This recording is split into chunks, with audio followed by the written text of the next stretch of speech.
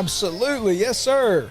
This is Theology in the Dirt, and we're doing our very best to practice our theology, live it out in the public square of our homes, our city, and our world. You can check us out at theologyinthedirt.com. There's sermon notes, links to podcasts, and there's a merch tab. Get on there and get you something cool. What's up, y'all? What's up, man? What's going on? Life's good. Yeah. So yesterday, I got to be on a podcast with an old college and seminary buddy, Ben Smith, and he's doing a podcast called A View from the Pulpit. He's interviewing pastors who've preached for over 20 years and just unpacking their stuff. We had such a good time yesterday, kind of reliving some stuff, telling stories, and he listened to the podcast. So he got on, listen, and he's like, man, I have just some questions. He's like, so what about this? And said, man, guys, you were dealing with like the Matthew 16 and 18 passage. He said, man, I had questions. Yeah, good. And it was good. I said, that's right. That's what we do. Try to wrestle with stuff. And so it's cool. And Ben was awesome. It's so good to reconnect and spend some time with him. But he also put the podcast out. And so he marketed Theology in the Dirt. Nice. And so put it out there for us. And yeah, thanks, Ben. So hope you'll keep listening. Really appreciate you, Ben. It was a joy to be with you yesterday, and hope the rest of you guys are benefiting from Theology in the Dirt. Today, we're going to launch into the next part of Jesus' instruction on how to seek his kingdom and his righteousness. And today it's in Matthew 6:19 to 21. And here, Jesus begins to address what we treasure. And so let me pull this up. I didn't put it into my notes because I had I had questions and other thoughts I put in there, but easy to use. My handy dandy Olive Tree Bible app, which by the way, it's a great app. By the Olive Tree people, because I just said your name. If you want to sponsor us, hit us up, theologyinthedirt@gmail.com. Or if you're Celsius and you want to sponsor us, shameless plug. Like, I'm willing to take money from anybody who don't hate the kingdom. Georgia Tech. Look at that, man. Look. Olive Tree sounds like a essential oil. Atlanta Braves. Name. It does. Yeah, Atlanta Braves. The Braves. We're willing to. You suck right now. So being dude. 0-6 or 0-5. 0-5. They got. Don't exaggerate it. Man, and then on what's his name? But that was all March. With the PEDs. Newmont. That's right. Yeah, Profar. Yeah, Profar with the PEDs. It's like, dude, I guarantee you, San Diego knew that was coming, and they stinking dealt him. I wonder. They didn't get tested to the off season, so I don't know how. I mean, maybe they suspected it, but he got hurt in spring training, and I wonder if he took those to try to speed his recovery. Maybe. I don't know. I was just like, God, that's so frustrating. That's so frustrating. And he's not even eligible for postseason, so that means he's he'll be back in July. But yeah, can only play at the end of the season. Yeah. Which if you got a guy out there getting it done, like, I'm not playing him. If somebody's out there hitting, playing the field well, I'm like, not bringing him off the field to put our PED guy back out there. You just got to sit this year, man. Our PED guy. Oh my gosh. AA frustrates me a little bit. I trust Alex Anthopoulos because he's done a great job as GM of the Braves. This not getting middle relief, because he always says we're not constrained by budget. We can spend whatever we want to spend, but dang it, go spend it. Yeah. Our middle relief's not good. Yeah. Their offense ain't good right now. The market was ridiculously overpriced this winter too, and that didn't help. Guys are making way more than they should have for What's relievers. up with the Yankees bats? Like, I see the torpedo bat. The bats are thicker at the place, so you normally make contact. Something seems fishy about that. They're legal. They're within the rules. They actually used them last year.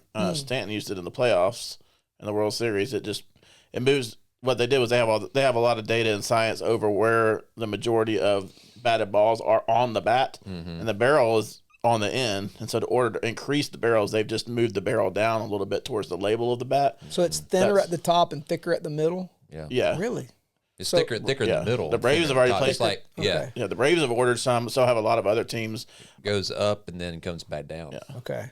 My guess is eventually they're going to either outlaw. They're either going to need make sure all teams have them, or they're going to have to outlaw them. But they are within the rules. Interesting. I've always felt like Major League bats were always a little bit that way, because like a high school and college aluminum bat is thick at the top and it tapers all the way down. Yeah. And I've always felt like Major League bats were unnecessarily thin right there in that section. So I need to pay closer attention to them. But I've just been reading about them. Braves need to do something. They got to do something fast. They'll be fine. There's too much talent there for them. It's just a struggle. Not a good start though, for sure. Yeah. It's true. They'll be all right. Somehow went from laying up your treasures in heaven to the Braves. Well, I'm not sure. There's problem number one. Yeah. Speaking of what we treasure, I just outed myself. So yeah, want to seek the kingdom and his righteousness, and went to the went to the Braves. And so I do treasure too much sports probably, but let's let Jesus convict me about that. So here we go. Let's talk about it. Let's talk about it. Here's how the Lord says, here's what he says about treasuring things and being careful what we treasure. He said, do not lay up for yourselves treasure on earth where moth and rust destroy and where thieves break in and steal. But lay up for yourselves treasures in heaven where neither moth nor rust destroys and where thieves do not break in and steal. For where your treasure is, there your heart will be also. The eye is the lamp of the body. So if your eye is healthy, your whole body will be full of light. But if your eye is bad, your whole body will be full of darkness. If then the light in you is darkness, how great is the darkness? No one can serve two masters, for either he will hate the one and love the other, or he will be devoted to one and despise the other. You cannot serve God and money.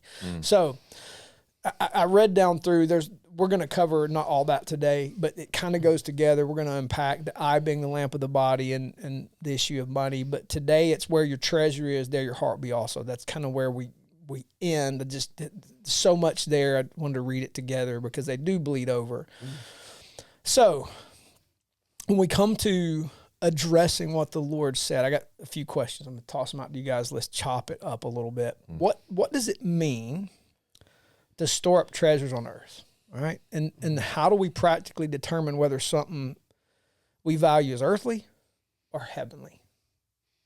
So what do we do with that? What is treasure on earth, and how do we determine whether something is an earthly value or a heavenly treasure?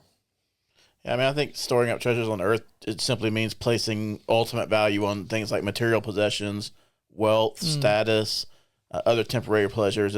It's not just about having things, but where our heart is focused. And then earthly treasures, really the difference is that earthly treasures are fleeting. They don't last. They can be lost, stolen. They can deteriorate over time. But heavenly treasures are eternal. It could be a growing relationship with God, investing in other people's lives, things like acts of love, generosity, and certainly just living a life of obedience to what the Lord commands.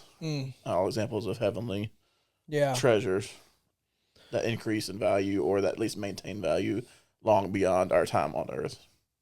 That's good. Yeah, I think practically, how do we determine if something is earthly or heavenly? The one thing that I thought about when I kind of pondered on that question last night a little bit was really what are we able or capable of letting go without getting angry about it? Oh man, that stinks. I mean, because honestly, if you get angry about it, that means you're clenching your fist around it, right? It's like, and so I'm gonna tell you, it's easier said than done in a lot of times, right? You know, I mean, it's easy to say, "Oh, just share everything. Everything is open." Then it's almost like what happens in your heart. There's this, I think that's the main thing, is paying attention to what's happening in your heart and your soul in that. And if you're feeling like it's like, kind of this, like when preaching about giving and doing it begrudgingly, right? It's like, oh, okay, I know I got to give, but it really makes me mad. That's a heart condition. And so just thinking of, examining your heart and how you feel. And if you were able to give anything that you have, are you able to give it up and be joyful about it? Wow. That's a good way of looking at it. Because it's not wrong to own things or have things. But understanding it's their limitations, that they're finite. Yeah. And that, if all that goes, what is your heart going to be? Yeah. And being joyful about it. That's tough. Yeah, that's tough. So let me dive down into the weeds of our vocabulary there, because I think it is our emotional response, strong emotive response to having it or not having it being taken away or receiving it even.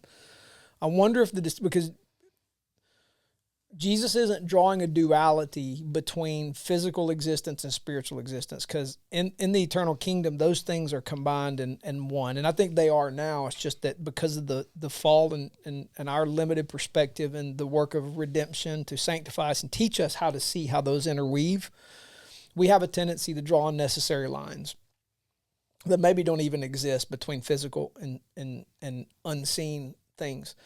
And so I say that to say he gave us creation as co-regents and stewards. And we were to take possession of, and I'm going to use that word, I'm going to define that and say we were to take possession of, but not as owners, as stewards.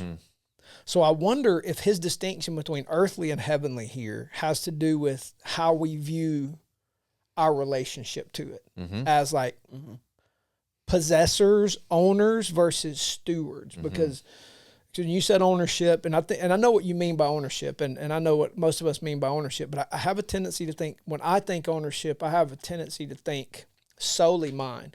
And what God does in the law is when he gives us the year of Jubilee, all property is to revert back to its original owner, steward. In other words, if you sold it, you sold it for the price of the remaining crops in that 50-year cycle. So if it's like year 47, you sold it for 3 years worth of crops price.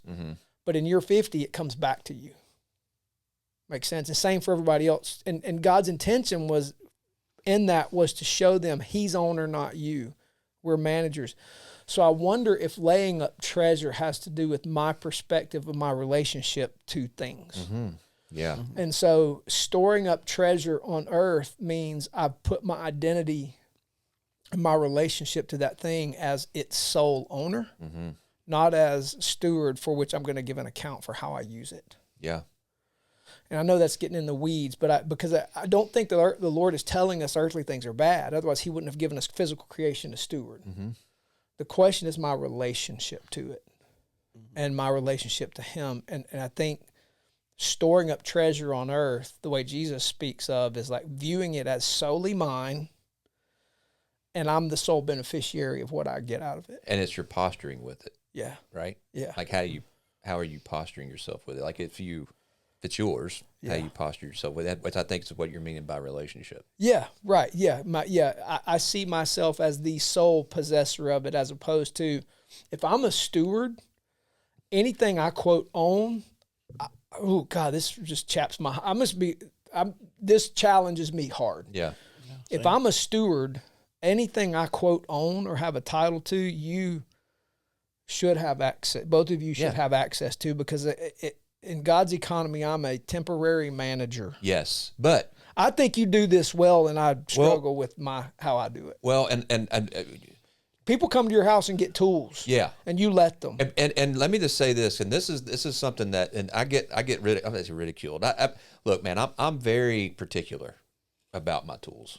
I'm very particular about this stuff, and this is where I wrestle. And part of being a good steward is taking care of the things that God gave you. Yeah. Which means if you loan that out or give that out to be used by somebody else, it should be held to that same standard as I steward what he given me, right? Yep. So there's a level of respect when you if I was to come and borrow something of yours, there's a level of respect that I return it in better or like condition of when that I gave it. You gave it to me. Right. It's not of good stewardship doesn't mean just here you go, Chris, go and just thinking, destroy this thing. Yeah. And don't worry about it. It's not mine anyway. No. Good steward is I'm gonna yes, open hand, Chris, come borrow anything you want to from mine. But the expectation is, because I'm a good steward, is the way that I take care of it is the way that you need to take care of it. Which means, like, if you come and borrow my lawnmower, borrow my lawnmower. But when you return it, make sure the gas is full. Yeah. Make sure you didn't hit 18 billion rocks and tear up my daggum blade. Yeah. You see what I'm saying? Absolutely. So and so I think we have to be careful about the misconception of that it's just an open hand and then somebody can just treat the stuff like crap and then return it back to you. That's not good stewardship on my part. Does that make sense? Yeah, it makes perfect sense. Absolutely. There's a good manager of managing what God had given me as an asset versus just willy-nilly just going, it doesn't matter. Right. And I think that's laying up treasure in heaven, that view of how you view property that you're in possession of and how you live other people have access to. I think you do this well too, because you're very generous. Yeah. You're a gift giver. So you're very generous with resources. And I think that's a view of stewardship versus ownership. This is mine. I can share this. I am completely opposite. Growing up, my motto was, I know what's mine. So by God, if you touch it, it's going to be a fight. and there are reasons behind that. I'm not Yeah. healthy. I confess. I've like lots of, I'm damaged goods, but I say that to say, I think how you view your relationship to things you're in possession of is how Jesus is speaking to laying up treasure on earth or heaven. I'm sorry, I cut you off. No, I just think I don't do that well, and so excuse my understanding of this. I'm just trying to be granular and honest about what I think Jesus is getting at here. I mean, I've wrestled. I mean, it was I was raised. It sounds like it's very similar to what you're talking about. You know, it took intentionality and constant repeat and getting mad and wrestling with my own heart through that whole thing to now what it looks like that I'm good at it, but I still wrestle with it. You know It's what I'm an saying? effort. Yeah, it's an effort. It's intentional effort. It's constantly in my soul and heart speaking truth to myself, saying that none of this is mine. So if none of this is really mine, then how is my actions proving that? Yeah. And it's holding myself accountable to that, and I want other people to hold me accountable to that in the same way of that I would expect that to be of any other brother that I go and ask for. Does that make sense? Yeah, it makes perfect sense. Absolutely. So I don't think it's like easy for anybody because we're sinful. That's good. Yeah, for me, I mean, yeah, I'm similar. I let people borrow my stuff, but I'm also like I collect things. Like it's always been that way, and to a fault maybe. You know, my wife calls me a pack rat. I'm like, no, I'm a collector. That's the good term of a pack rat. Yeah. They're probably both true. So but my issue is not so much like hoarding it from other people, because there's value in that. There's reasons why, but I think mine is part of that also leaves me unsatisfied. There's always I want this new guitar, or I wish I had that bobblehead or that autograph, or in a more practical standpoint, you know, we've been in this really small little rental house that we thought we'd be there for 6 months, and we've been there 9.5 years. Yeah. And it's that wanting, we've never owned our own house, like wanting a house, wanting a bigger house, wanting room. A lot of that for good reasons. I want to be able to host people. Like I love people coming over. Like, so it's not necessarily bad reasons, but it's sometimes it's being convicted of that. It's, I don't want to say it's borderline. Sometimes it's just flat out covetousness. And so kind of finding that, like not putting too much value in wanting other things that are material, whatever it might be, to the point where that's a desire over satisfied and being grateful for what we have. Does that make sense? Yeah. So that's where it's harder for me. Like if I had to give up some of my collections, it would be hard, but I wouldn't hesitate to do it if there was reason to do that. But sometimes it's hard being content without things that my heart desires. Yeah. Does that make sense? Yeah. No, that's really good. So how can we tell the difference between being, I think we may have already answered this question, but I think it's a little bit of a nuance. How can we tell the difference between being good stewardship and storing up treasures on earth? Where do we cross the line out of stewardship into storing up my treasure and my relationship to this thing or these things that I have possession of? I think it's shown in our actions prove our heart. So I think it's shown in our actions. Like if we can ask ourselves, is anybody else like how do I feel in that too? Like, but is anybody else using this? Is anybody else getting advantage or taking advantage? That's not the right word. Does anybody help? Do I allow anyone else to have access? Yeah, and they know it and believe it. God Almighty, I need to. Can we stop recording? Yeah, dude. And this is really what. And man, there's some things that there's some things too that I do like probably. And there's more people with the key to my house than I care to tell. But I mean, and man, and I'll tell you what, Nathan Meeks is like really. I've come home a couple of times and he's on my couch. Like I'm not even home. He's on my couch and he was eating my beef jerky and. But I literally told him, I was like, man, this place is yours as much as it is mine, and he believes that, and so I have you see what I'm saying? Yeah. So I have to. Well, okay, so y'all be therapists for a second. Y'all play therapists. Put on your Freud hat, not Freud. You know what I'm kidding. Okay, not Freud. You know what I mean. Yeah, we're not pagans. What's the difference in Nathan, who you would invite me to come? whatever. Yeah. And I always, like I was raised by Margaret Ann Buford Herald. I would never, even though like I believe you. Yeah. There's just no way on God's green earth I would do that. Yeah. And I'm not impugning Meeks for doing it. Yeah. There's just no way I would do that. Like there is not a snowball's chance in a hot place I would do that. Okay, so I'm gonna give you a couple of good examples. Okay. So number one, I'm a single guy, right? So and Nathan knows that if and when the Lord ever allows me to get married again, he better not just come on up in the house. He knows, Yeah, and he'll even say, he was like, "Yeah, I know that things will change." Yeah. So I think that there is a general respect in that, but then also like for you specifically, every time you come to shoot at my house, you text and ask, you mind? And the answer is always, yeah, come on. Yeah, and I'm not going to take that for granted. Right. And I think, and there is a, I hope that you know that the answer is always yes, unless there's someone downrange. I got a guy back there on a dozer behind the mound. Yeah, no, probably not a good day. Not a good day to shoot if somebody's downrange. Yeah. But I hope you understand and know that the answer is always yes, because it's just as yours as it is mine. I believe that. And at the same time, there's a part of me that I still don't take that for granted. Like, I don't feel comfortable to just assume that. Like, John Mark's like, hey, can we go shoot at Mr. John's place? And I'm like, what did you ask? Yeah.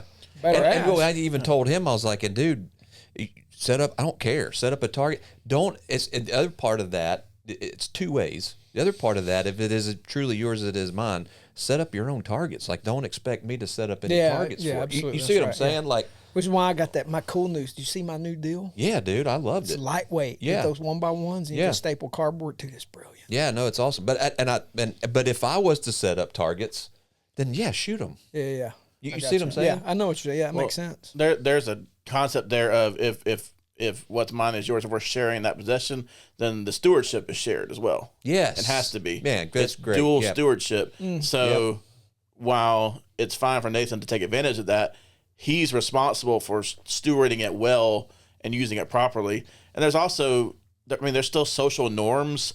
There's respect there too that may not be necessarily biblical concepts, but we don't necessarily have to ignore cultural, social norms either that fit within that framework, if that makes sense. So it's, I agree with Mitch, like I probably would not do that, but I'll just, not because I don't trust your word, but that's how I was raised. It's a politeness. It's a respect. And again, that's not anything to say it's not. I think Nathan's probably got a different relationship too, so that also matters. Let me get this. So he texted. He said, "Hey, I'm going to your house." So I mean, if I would have said no, he'd not. You know, what I mean, he's gonna stop listening. I'm not saying that. I'm going anyway. Yeah, I just all of a sudden show up and he's kicked up in my house without me knowing. But I'm just saying, like sitting in the corner, staring. Yeah, in the dark. And they're part of that co-stewardship. Right. Invite me to dinner and fix me dinner. There's no. Man, there's no tit for tat thing. Right. It's not do this and then you got to pay me back. It's just a genuine we share. Yeah, that's good. And it's purposeful on both parties to ensure that there's a unspoken balance. Yeah. Does that make sense? No, that does make sense. Yeah, it does make sense. And I think it's interesting. We can read what Jesus says here, and by trying to dig down into it, it opens up this world of understanding relationship to possessions and how we share them, because that has to be what he's getting at here. Yeah. It can't just be, because I used to be mystified by Jesus, lay up treasures in heaven. So does that mean I shouldn't make plans for the future or shouldn't own anything? No, that's not what he's saying. That's why I kind of go back to creation. He gave us creation to steward. Yeah. So he doesn't mean I shouldn't own anything or I shouldn't possess anything. He's talking about my relationship to those things. Yeah. Meaning, if my relationship to those things is one of steward and sharer, that is investment in the kingdom. That's treasure in heaven. Mm-hmm. And his promise, we'll get to this here, I think, in a second, is there's reward for that. Yes. Yeah. Eternal, forever reward. Yeah. And I think that there's some things that I've been through in my life that's taught me the hard lessons too.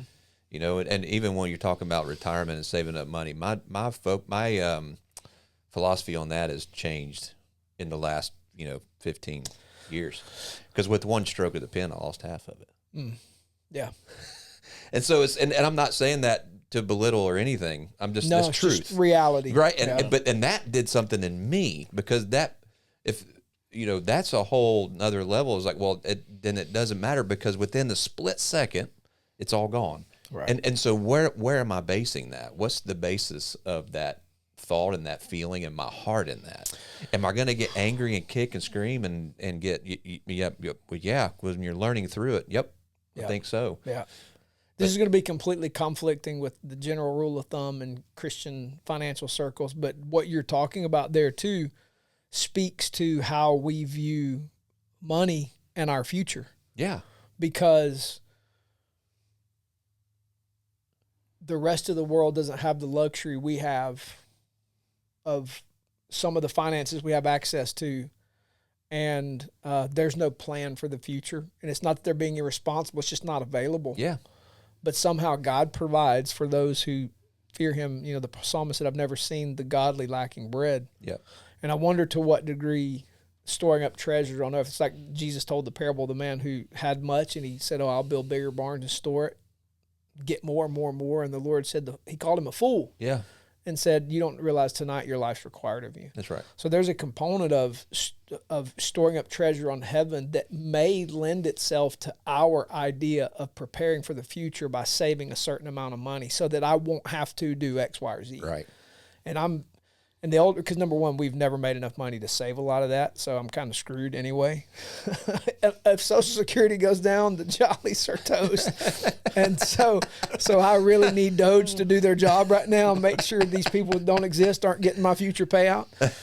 Please, Lord. But there's a part of that I'm tipping my hand to go, that's treasure laid up on earth. And can God, will he take care of us? You're right. Like I'd like to say like, oh yes, of course he will, but in my heart I'm going pucker just a tad. But I don't think that there's nothing wrong with saving.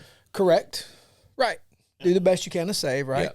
But that being at the same time a recognition that is not where my hope is at. That's right. Because the dollar could tank. Yes. If the dollar tanks, we have economic hard times like the Great Depression.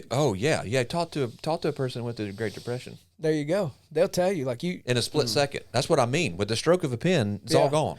I saw this billboard. I think it was Mozambique. I had to take a diverted flight out of a country in Africa I was in at one point, teaching some classes. And we were diverted to a particular, I think it was Mozambique?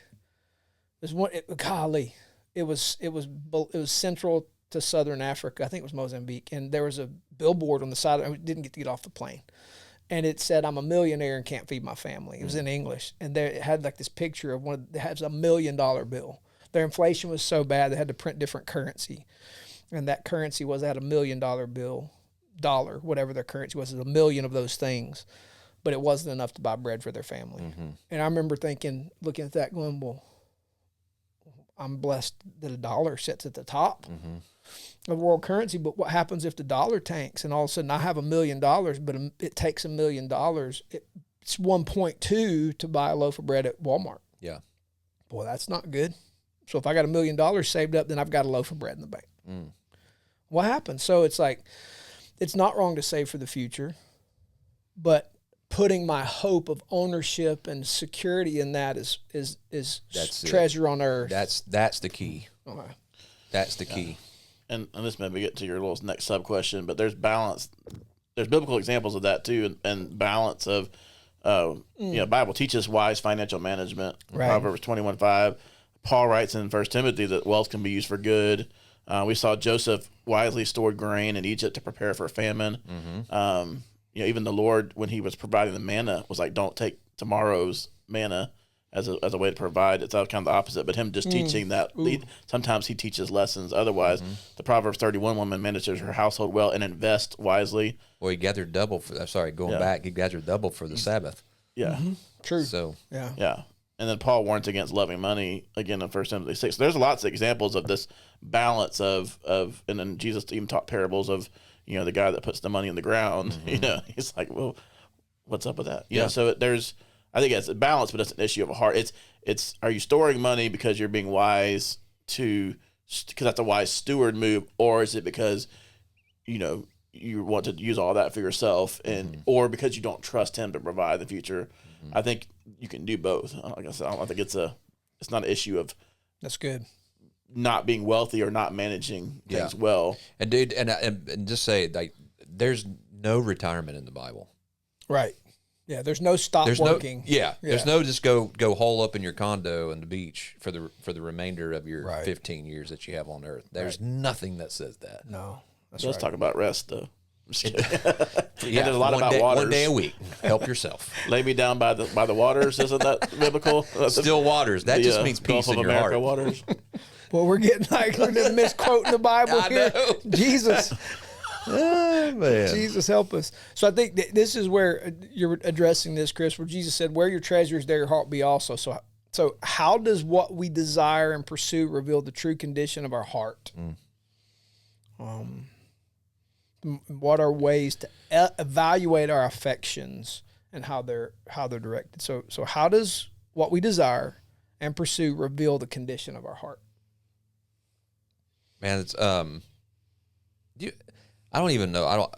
This Matthew Henry's. You know Matthew Henry? Yeah, Matthew Henry. Yeah, absolutely. Yeah, I love his commentary. Yeah, absolutely. And I'm just going to quote him. He had one sentence that he had quote on the commentary on this, and his first sentence is, "Worldly mindedness is a common and fatal symptom of hypocrisy, for by no sin can Satan have a surer and faster hold on the soul under the cloak of a profession of religion." Wow. So meaning where our heart is, where our treasure is where our heart is. Right. So basically it's he's paralleling that with being a hypocrite. Because if our heart is with where our earthly things are, but we're claiming Jesus and what he provides, we're living in hypocrisy. We're just actors. We're actors.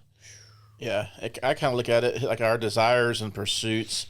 They kind of act like the spiritual diagnostic tool or compass. Basically, they expose what we really trust and love and seek satisfaction in.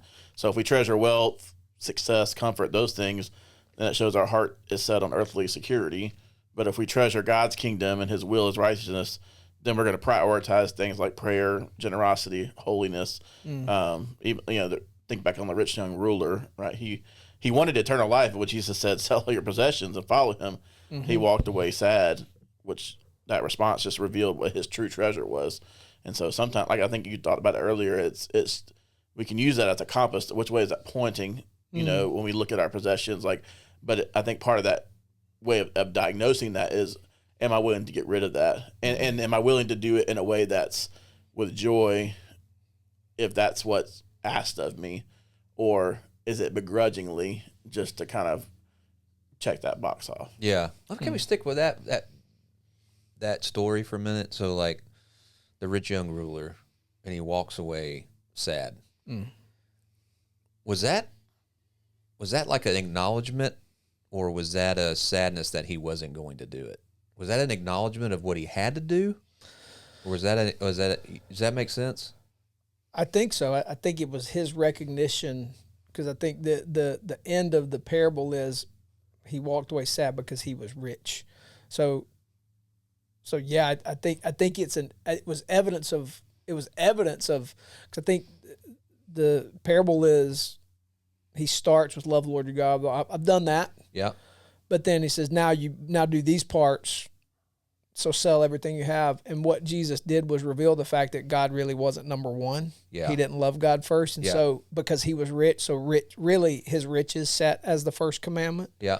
And so I think the sadness was a reflection of the fact that he was sad at the fact that he would have to give up what he loved. Yeah. And that was riches over. He loved riches more than he loved Jesus. Yes. And so do you think, and maybe I'm just trying to read into too much, but I've always thought, like, was that him being sad because he knew what he had to do? Or was it him being sad because he just chose his riches over Jesus? And it was I see what you're asking. You see what I'm saying? Yeah, I see what you're asking. Right. Like, which one did he do? And I don't know, it doesn't say, but. Well, right after that, then, Jesus talks about how difficult it is for a wealthy man to enter the kingdom of heaven. Yeah. And then, Peter's like, well, hey, we gave everything up to follow you, So it's, I don't know. I agree. I think that's a good question. I feel like he walked away sorrowful because he wasn't willing to give it up. That's kind of what I've always taken of it. Yeah. I haven't really thought about it the other way, but that is interesting because it says he walked away sorrowful because he had great possessions. Yeah. So the reason he walked away is because he had all these possessions, but that doesn't. Maybe he was just sad about the condition of his own heart. I mean, because Yeah. I've been there. Yeah. It was like, oh gosh, dude, I was, Because the point wasn't really what he did next. It was just about him walking away sad, but this is the cost. Yeah. And so was he willing? I mean, anyway, I'm saying that, but because I think about that in my own reaction of things that I've done. I've walked away kind of like sad about it. Yeah, no doubt. Yeah, But I'm still going to do it. You know what I'm saying? I'm going Yeah. to strive for it because that's what I'm striving for is to walk closer with Jesus. It takes me some time to wrap my head around the reality that I better do it. Yeah. Because in that instant, I am like sad, like, I Yeah. don't want to give that up. Or sad that my heart condition is in the fact that I didn't know what Jesus just told me. Yeah. This is a much harsher example, but I think I think it still applies. Is when Abraham's called to sacrifice Isaac, he wasn't doing that joyfully. Mm-hmm. Like I assume there was sorrow in his heart, and he was still doing it. And I'm not calling children possessions. I'm just trying to connect the willing to give up something valuable. Yeah. But I think children are a stewardship, and a parent viewing them as a stewardship versus a possession is the heart of a lot of parental challenging. Is we view them as a reflection of our own selves and raise them, projecting onto them things that we wanted we didn't have or get or want. And rather than viewing them as a temporary stewardship, we view them as a possession. And so therefore try to turn them into something they're not versus what God created them to be. Man. And you see that in the sports world. Whatever it is a parent loved, they try to get their kids to love. And that often creates tension between the kid and the parent. So sometimes we do view our kids as possessions as opposed to stewardships. Because what if God gave a world-class athlete an actor? Or a flute player? You know? And I'm like, God almighty. So that test, that thing there, you know, it's like, so I think sometimes we do stewardship versus possession with how we view our kids. No, just moment of, that's why we do Radical Kids the way we do. Yes. It's a sharing of the stewardship and the responsibility of raising them to seek the Lord. And they don't need, my kids don't need my grubby, gruffy South Floyd County rear end in their ear all the time. They need somebody with a gentler, wiser, different vocation who can speak to something maybe God wired in their heart I never will be able to. And I've actually seen that in my own boys. Addison she missed not this past Sunday, the week before that, because she was under the weather. And when she found out that the teacher of her class that Sunday was Lisa Hatch, she was angry and upset that she missed. She asked me to check my phone for Planning Center every Sunday to find out who's teaching, not because there's any that she doesn't like. She's like excited no matter who it is, but she loves Lisa, and Lisa does such a good job of it's not she's not in there just making sure they don't get hurt. There's this level of like desire of discipleship and investment, and you know that's why I'm not only just entrusting my child to Radical Kids, but it's like it's a joy to send her there. Are you open the can? So let me just go ahead and say it. Yeah. This is why the whole body, this is why we're not a confederation of families, but we're a fellowship in a community, because the whole body is gifted to serve the whole body. And if you have this confederation of families, you're going to get a singular approach to your kid when you need the whole fivefold of apostle, prophet, evangelist, shepherd, and teacher, investing in and equipping your child, because I am not all of that. Yeah. So anyway, but that's stewardship. It's like I'm stewarding this, and you are stewarding this with me together, and together we make a whole. Yes. Yep. Yeah. So that's good.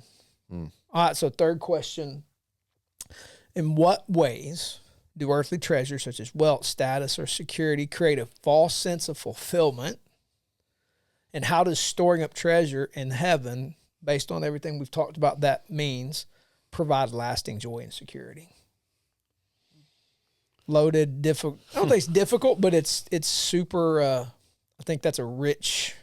The answers to that may be rich. Yeah, I mean, earthly treasures, they promise security, happiness, significance, even though they're ultimately temporarily temporary and unreliable. Why? Because we know wealth can disappear, financial crash, medical. I mean, how many times I've put money in a savings account, blown tire, got a medical bill, because medical insurance is the greatest scam in the world. I'm sorry. Side note. It's a scam. Yeah. Oh, your X-ray is twice as much because you have insurance than it is if you don't. Dealt with that recently. Wanted to punch somebody. Throat punch. Anyway, but status is fleeting, and then we can see that in anywhere now. I mean, we just talked about with the Braves player how excited everybody was to have him, and how quickly your status can go down. Whether it's a mistake, popularity fades. Thinking Snow White girl ruined her career because for bashing the people. Anyway, I'm just saying we seek for status that's fleeting. Earthly security is just flat out an illusion because there's no amount of money, power, preparation that can protect us. The Elon Musk is not protected from cancer. I hope he doesn't get it. Don't get me wrong, but I mean he's not protected from that all going away and not mattering. And so the real danger is that these things create the illusion of fulfillment. They make us feel like we're in control, but they never satisfy us internally. And so, because they're not eternal. That's a great word. Control. Makes us feel like we're in control. Yeah. And that's why it comes back to the importance of how do you view them? Are they possessions? Are they your my precious? Or are you a stewardship? But that's a good example though. No, it is. That's good. That's why Smeagol killed Deagle. Yeah. There was this. Yeah, so I'm idea sorry. what you're talking about. Man, you got to get into Smeagol Tolkien. and Deagle. I was like, what are you? What are we in second grade? No, rhyming. We are in Middle Earth. Thank you very much. Smeagol and Deagle. And Smeagol Bleagle turns and Boogle. into And Doogie Deagle. So all of you Lord of the Rings people out there, his email is john@threeriversc.org. You may email him. Oh man, I'm going to get stinking nailed. So you've got this moment of his heart is revealed in that he murders his friend to take possession of the ring.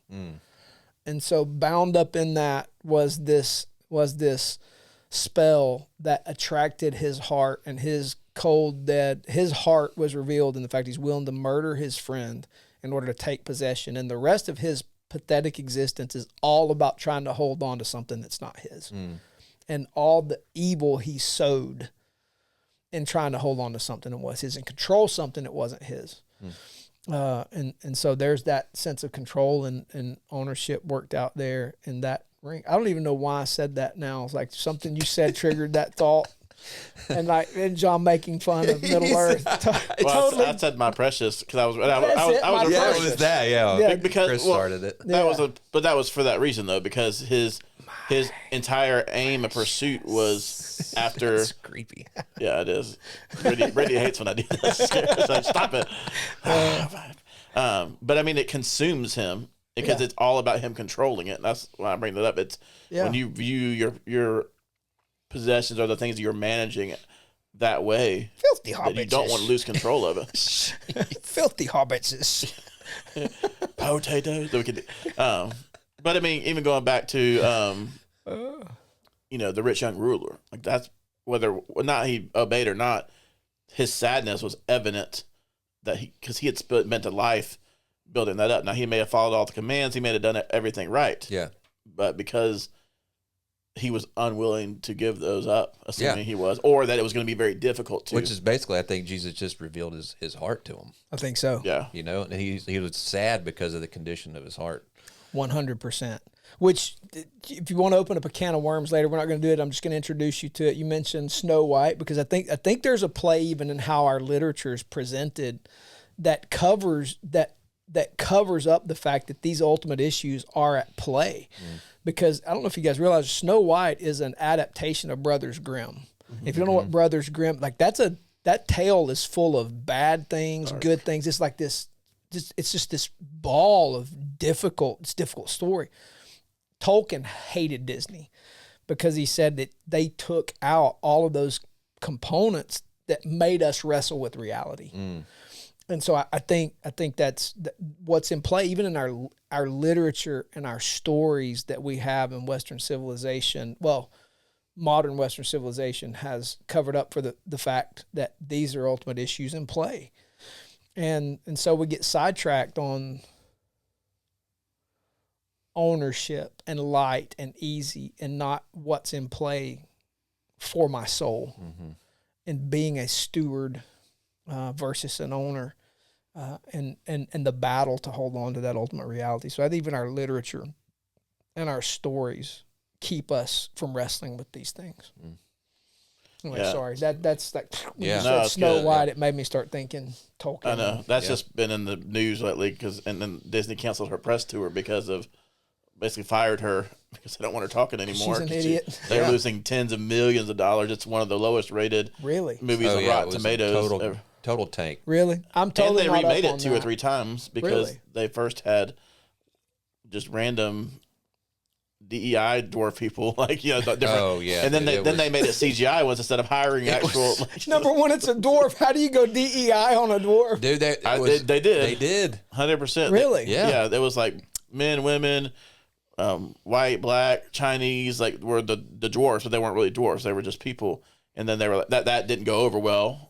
And then they went with CGI dwarfs, what didn't go over well either. Instead of that's what that post actors. Was. I saw some post where some like real dwarf, some little person was talking about the fact that they use CGI to make dwarfs as opposed to employing. It's not, you can't find 7 actors. And anyway, but so I didn't know. I didn't know speaking that. of that, have you seen the comedian that's the little guy, little person comedian? No, dude, he's hilarious. Go look him up. Yeah, he was like. He was doing this one skit, and he's like, "Bring your own elf costume." Like, I just have that in my closet at home. Ooh, he's an angry elf, dude. You have to. Yeah, he's funny. I have to Google that. He's funny. That's awesome. And, yeah. Well, from the YouTube to connect that and compare to another storyteller, C.S. Lewis said it really well. He said, "If we find ourselves with a desire that nothing in this world can satisfy, the most probable explanation is that we were made for another world." Psalm 16:11 says, "In your presence there is fullness of joy. At your right hand are pleasures forever." I think if we can get to that point where we know that the things of this world don't satisfy, then we're not going to focus on them because we understand that that's not what we're made for. And we start to store up those treasures in heaven. That was like one of the other verses that was mentioned here is Hebrews 13:5, is make sure that your character is free from the love of money, being content with what you have, for he himself has said, I will never desert you, nor will I ever forsake you. So it's a pointing back of, you're not in control, you know? And Jesus said, I will take care of you. Holding back laugh, because all I think of is, never going to give you up, never going to let you down, turn around and desert you. That's all I could hear in my head, so I apologize. You made a great point, and I'm laughing. He was. That's right. Put that on the Jesus the was the first to rickroll anyone. He was. Jesus rickrolled the whole world. That's pretty awesome. I think what's interesting to me here is what happened in Genesis 3 led to the unnecessary division of earthly and heavenly. And I wonder what it will be like when the recreation and the restoration of all things happens, and earthly treasure will be heavenly treasure, because that is being restored. Yeah. And I think that's the challenge in dealing with this issue, is to just physical thing bad, non-physical thing good. And I don't think that's what Jesus is saying. From his perspective and his understanding of the creation of cosmology, nothing physical is innately bad.